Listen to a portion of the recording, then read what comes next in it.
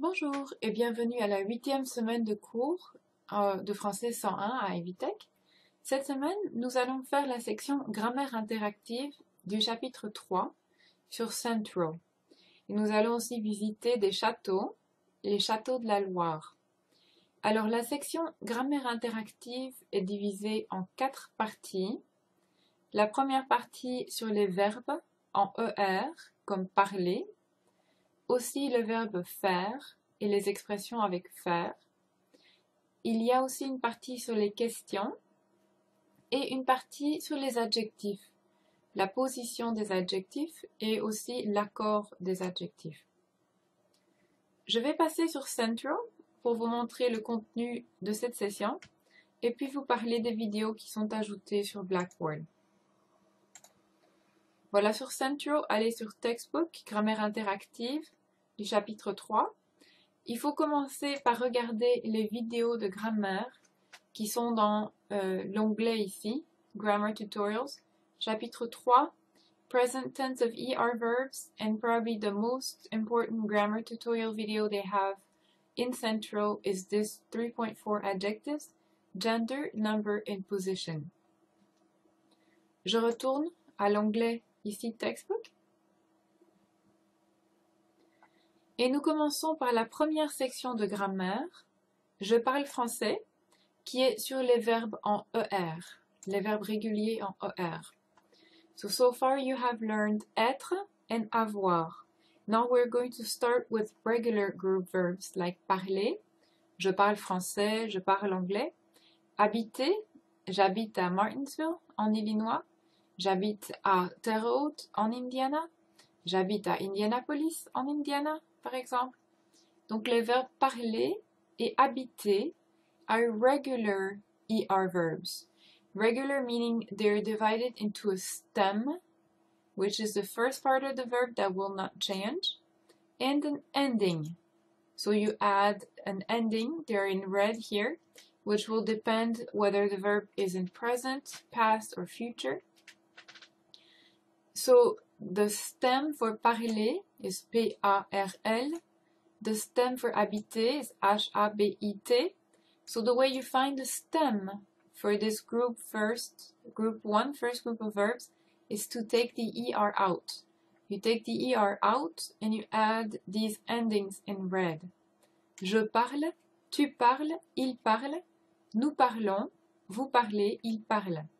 So literally, I speak, you speak, he, she, or we speak, we as a group speak, you guys or you respectfully speak, and they speak, ils parlent.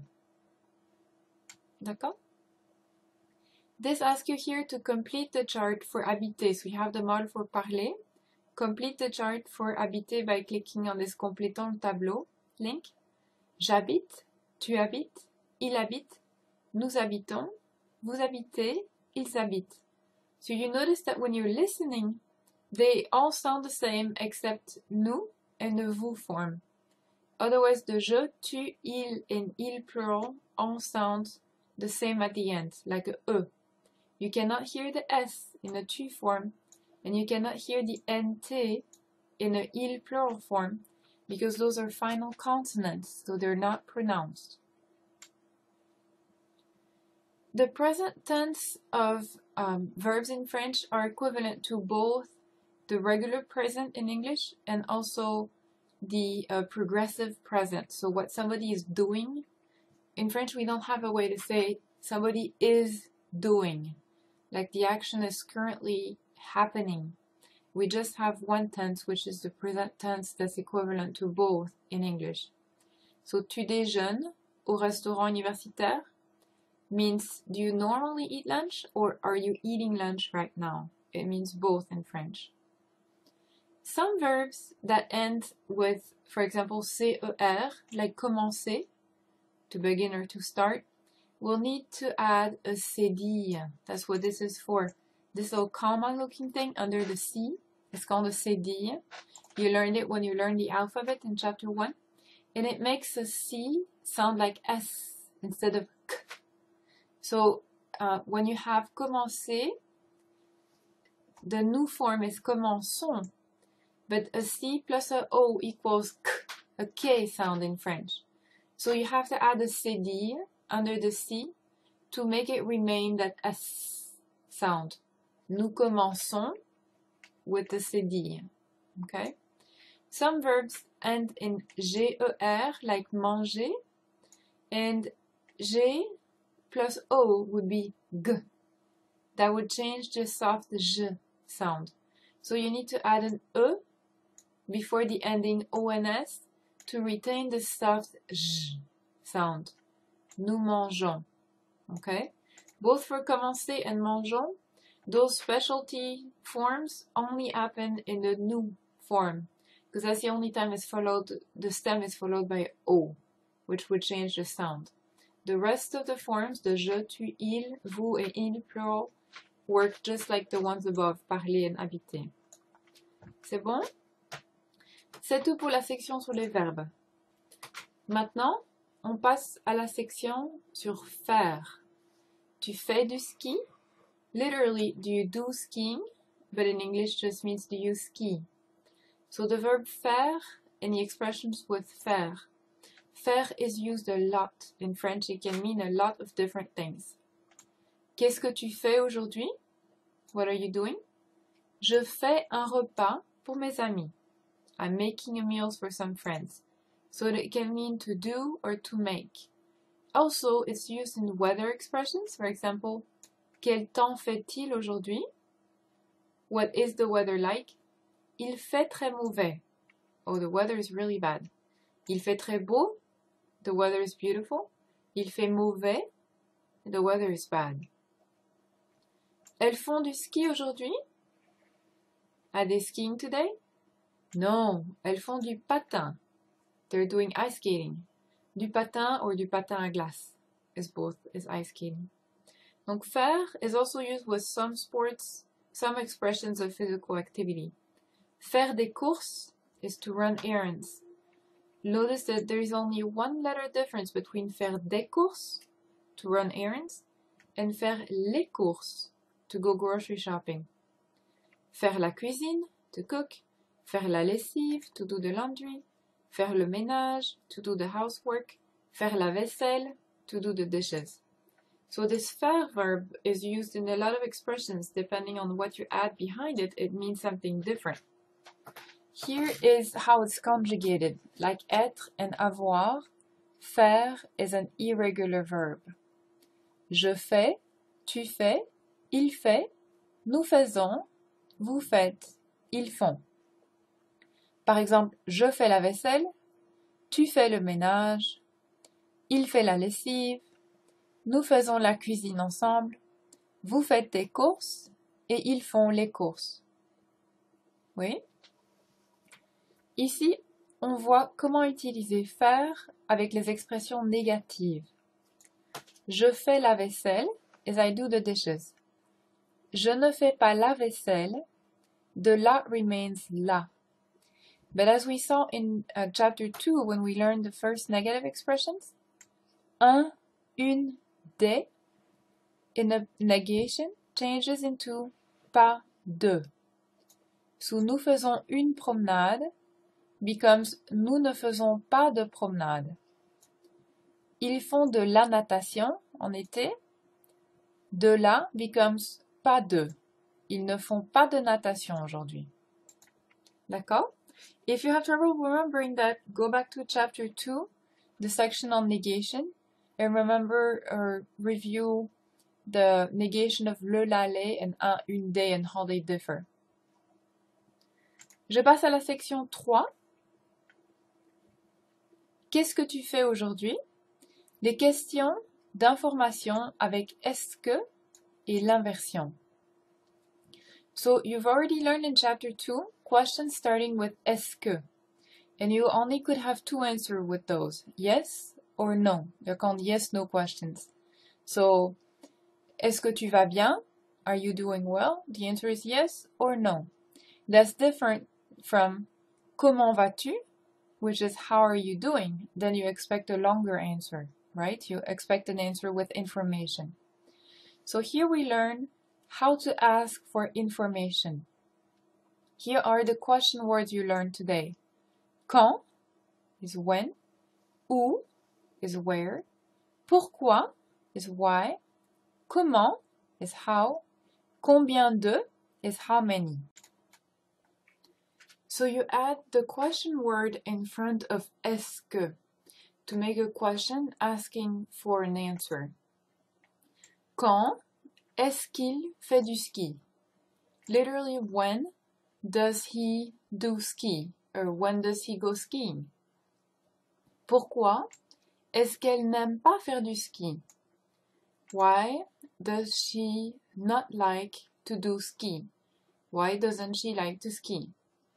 So question word, then est-ce que, then your subject, il, elle, or first name, and then your verb, and then the rest of the sentence.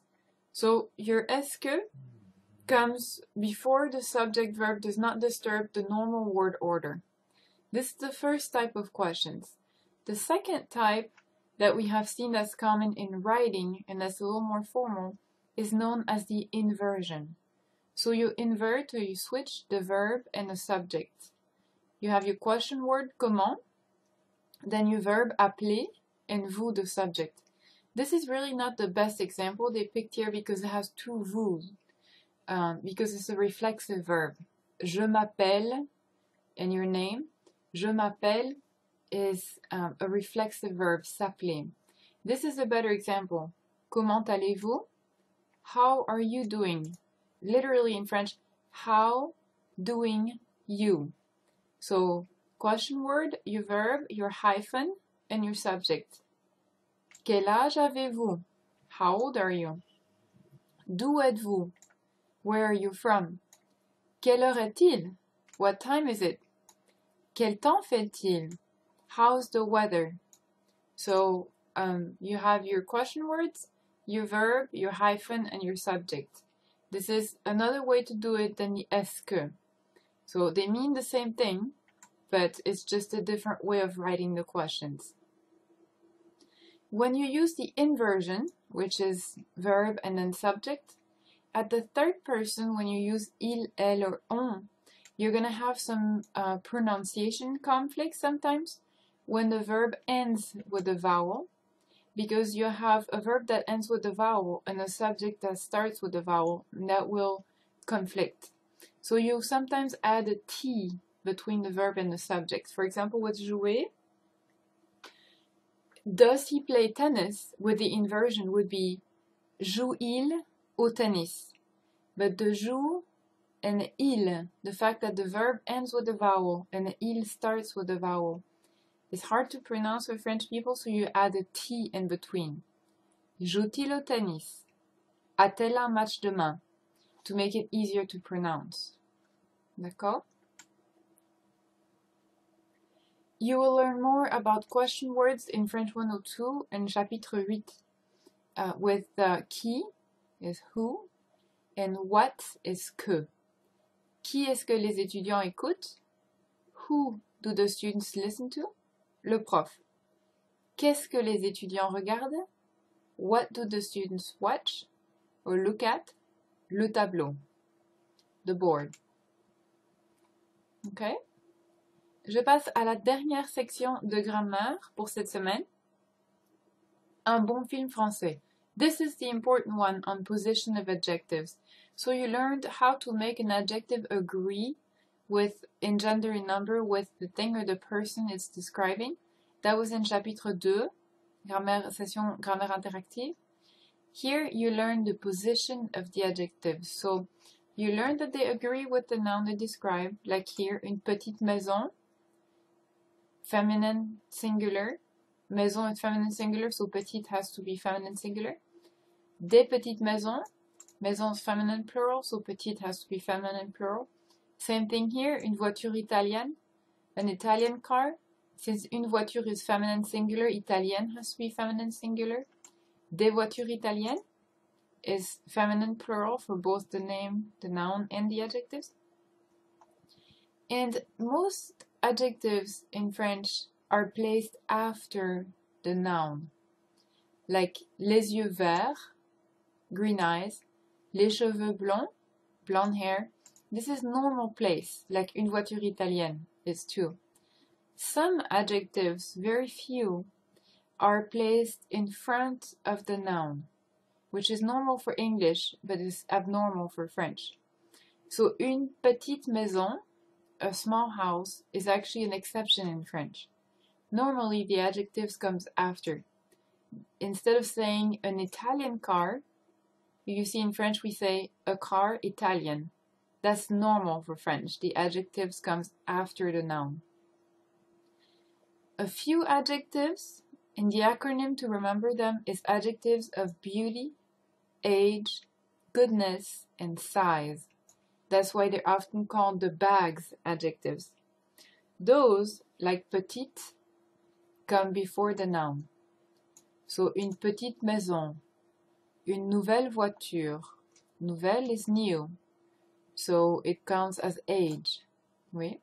Une belle voiture, a beautiful car, that counts as beauty. Une bonne personne, for example, a good person, sounds as goodness. So une bonne, bonne comes before personne, une bonne personne. Une petite maison, a small house. S is for size, so petite is the size. Une grande maison, a big house. Une petite maison, a small house. Comes in the bags adjectives. D'accord? Other adjectives that follow the bags adjectives, so that are in front of the nouns, are to list things in a series. So I believe they're called ordinal numbers, the first, the second, the third, and so on. Le premier film, the first movie. Le deuxième film, the second movie. Un autre film, another movie. Le dernier film, the last movie. Le prochain film, the next movie, and so on. When you're using prochain et dernier in expressions of time, though, they will follow the noun, they won't precede it. So, le dernier film is the last movie that came out, for example. But if you're talking about next week, is la semaine prochaine. Last week, la semaine dernière. D'accord? It's a little bit different from English, so that is a little bit harder to get used to, but it will come as you see more and more examples. Here in number 4 is just tiny exceptions that you might run into once in a while. And you should know them, you should recognize them and know what they mean. The adjectives beau, nouveau, and vieux take on special forms before nouns that start with a vowel or an age. They become belle, nouvelle, et vieille. D'accord? Pronounce the same way as belle, nouvelle, et vieille. So, for example, here, un bel acteur. This should be un beau acteur.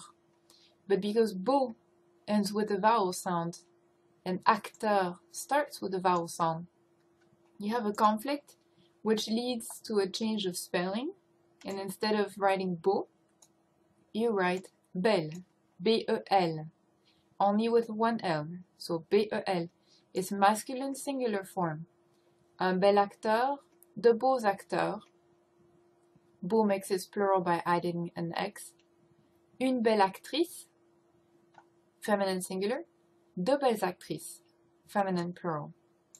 Same thing for nouvelle and vieille. So go ahead and click on Complétons tableau to complete what it would look like with nouvelle and vieille. You will have a little note here on the Château de la Loire, the Loire Valley castles. That's about an hour to 2 hours north west of Paris. The Loire is the river. This castle here is my favorite, is Chenonceau. It's built on top of the river. The river runs literally through the castle. There's an art gallery on the top. And its kitchen's down here at the bottom. So I visited it when I was younger. And the kitchens, actually, you deliver all the goods to the kitchens by boat.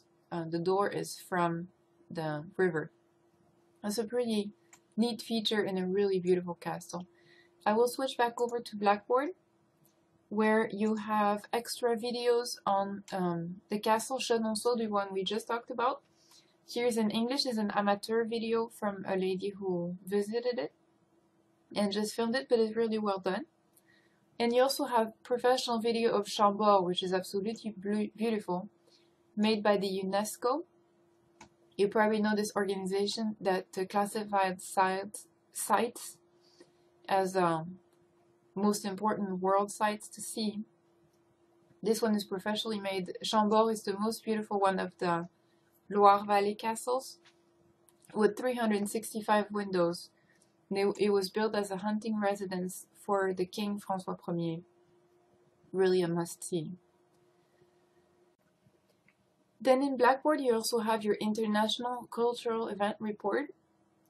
A reminder, it's only due in session 14, but you click here to see a reminder and a list of events that you should attend to write your report on. You have your homework due here in Central, and a reminder about going all the way up to level 4 in Duolingo if you have not already. So you can work as fast as you want to in Duolingo, but by now, by this week, you should have completed level 4 by the end of this session. Voilà, c'est tout pour cette semaine. Nous vous souhaitons une excellente semaine et à bientôt!